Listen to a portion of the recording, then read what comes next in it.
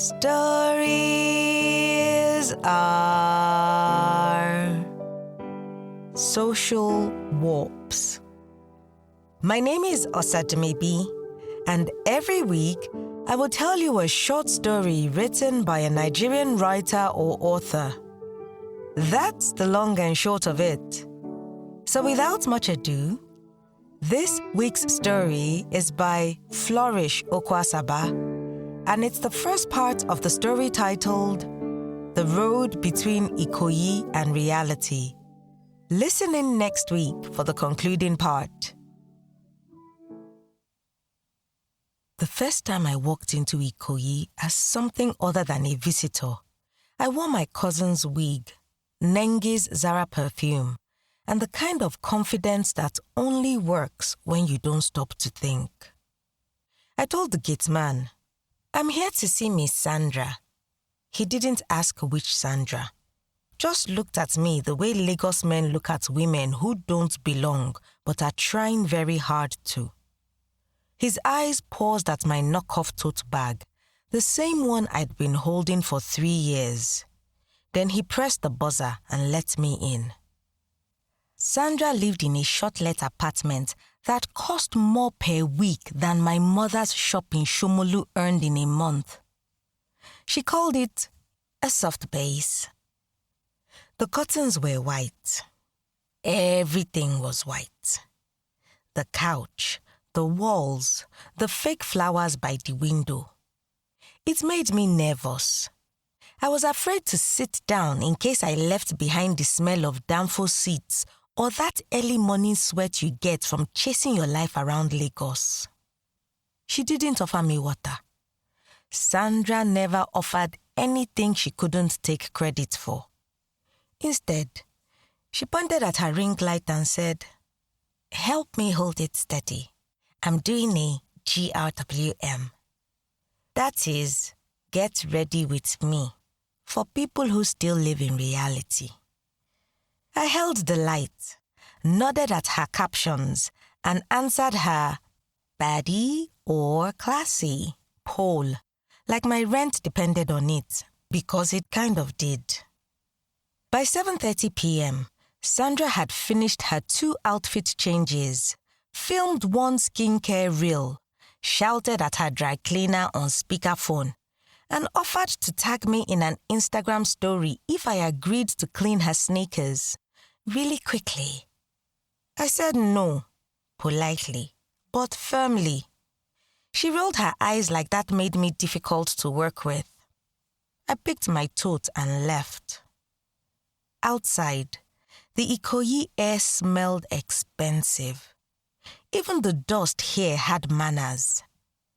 I walked past joggers with AirPods and tight shorts, past security men who stood like statues with tired eyes, past a woman in a Range Rover yelling at someone on the phone about "Dolareto."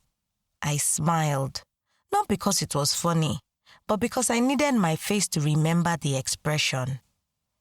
There's a street just before the bridge, not on Google Maps, not famous. But to me, it's the dividing line. 1 step forward, and you are still in Ikoyi. 1 step back, and reality starts to tap your shoulder. That's where I usually stop. Not for any reason, just habit. I stand there, pull off the wig, stuff it into my tote, and bring out my 300 naira scarf. Tie it tight. Realign myself. Start walking like I know I'm broke again. By the time I reach Obalende, I'm invisible again. At home, my roommate Ifoma was eating boiled yam and egg sauce, scraping her plate like it offended her. "Babe," she said without looking up, "that your big madam post again, no? She's doing giveaway. 10,000 naira for 4 people. I entered 3 times. She won't pick you," I said, dropping my bag. "Why?" "Because I'm the one who helped her type the caption." Ifeoma didn't ask how my day went. She never did. Not because she didn't care, but because the answer was always the same. Unpaid errands, ghostwriting gratitude captions, watching rich girls cry over filter angles.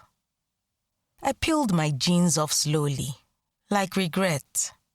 The waistband had left a mark on my stomach, the kind that reminds you you're still too soft for this kind of hustle. I sat on the floor beside her, not really hungry, but craving the closeness of hot food. She handed me the fork without asking. We shared the last slice of yam like communion. "You dey ever think say we go make am?" she asked suddenly.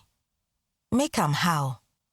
"You know, be soft babes, travel, rest, eat food that didn't come from struggle." I laughed, mouth full of pepper and silence. "Define rest first." She leaned back. "Me, I think I go marry soft or blow for TikTok, whichever one comes first." I wanted to believe it for her, but I remembered how Sandra had looked at me earlier. Not like a friend, not even like an assistant. Like a mirror she didn't want to admit was reflecting her before picture. "Ify, don't marry soft," I said. "Marry safe." She looked at me then, really looked, and nodded like she understood something I hadn't said out loud. Later that night, when she was asleep and the generator sounds outside faded into their usual chorus, I scrolled through Sandra's Instagram story. There I was, holding the ring light. She hadn't tagged me. She had tagged the outfit brand, the facial spa, the nail tech, not me. I stared at my own blurry reflection in her video, caught in a loop. One hand steadying her ring light, the other holding my scarf in place. Half Ikoyi, half reality. I clicked save, not because I liked the post, just to remind myself I was there, even if I never showed up. I met him on the BRT. Not the air-conditioned one that goes to CMS, but the rougher one. Yellow, faded, and loud like it had trauma. I'd missed the fancy rides that morning because Sandra had moved our meeting up by an hour. No time for soft life, just speed. I was standing clutching the rail when I saw him. Black turtleneck, faded jeans, notebook in hand. Who wears a turtleneck in this heat? I remember thinking. But he looked calm. The kind of calm that didn't come from money, but from knowing who you were and not apologizing for it. He didn't look at me the way Lagos men do.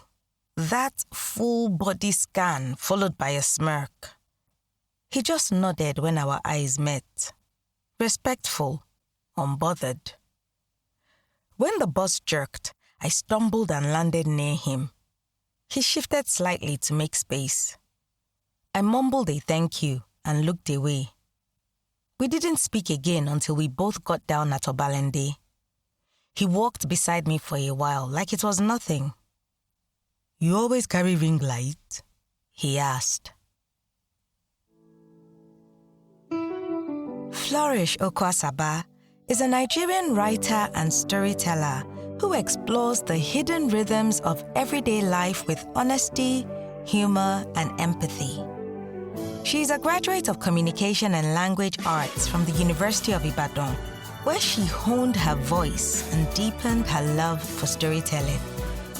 Her work has been published in notable outlets, including Kalahari Review and Ponocracy.com, among others. And she is the creator of the blog Nigeria and the Shege Within, where she examines the consequences of corruption, societal pressures, and ordinary struggles through essays and reflections. Details and links will be in the episode description. If you've got a story you would like to be featured on this podcast, or a published book you want to make into an audiobook, I would love to hear from you. Send an email to info@osadumebi.com or send me a message at Osadumebi on either Facebook, Instagram, LinkedIn, or X. I look forward to collaborating with you. And if you've enjoyed this week's episode, please subscribe, leave a review, and share this episode with that one person you know will enjoy listening. Tell them that stories are a good escape for a few minutes each week.